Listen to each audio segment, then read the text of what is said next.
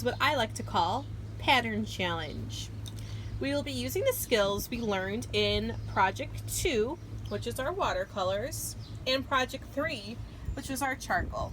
Now, first, the premise of the project is to use your wooden shapes. Let me get them all on here.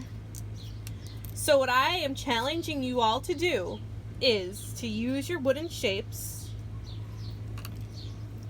trace your wooden shapes, kind of mess around with different patterns. You're going to have to repeat using them, so you can have a square here.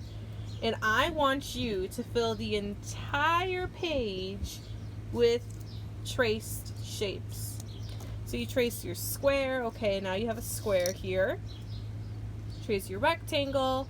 And I pretty much don't want to see a lot of like white space like this in between. That's okay. That's what I'm looking for. But I don't want to see like big areas of white space. I'll show you mine, for instance. On this one,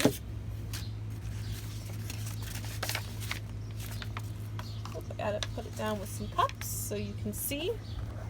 But with this one, look at how much space I used. See, like I said, little white areas here, those are okay. This is what I'm looking to see. I want you to use those shapes, make patterns, make things, and I want you to explore. And if you notice, I have some shapes here that have blanks and X's. This is where your construction paper comes into place. So you'll use whatever space you want to have construction paper on it.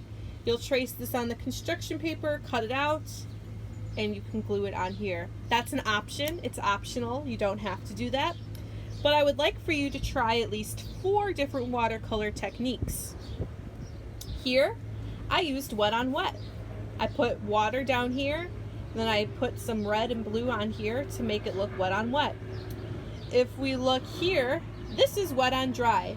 The paper stayed dry, and I put wet paint on top of it. If we look here at my flower, I use color bleed. Yellow-green, bled into yellow, bled into green. And my other technique, I actually used some more. I actually used more than 4. This is dry brush right here. And there's some more dry brush as well, you'll see it. And then I also did a couple gradations. So you see dark blue, medium blue, and light blue. So again, you're going to use your wood shapes to create a pattern on your page. Again, no white spaces unless you're going to use construction paper. Paint them using at least 4 different watercolor techniques. You can use your cheat sheet from earlier to help you pick 4.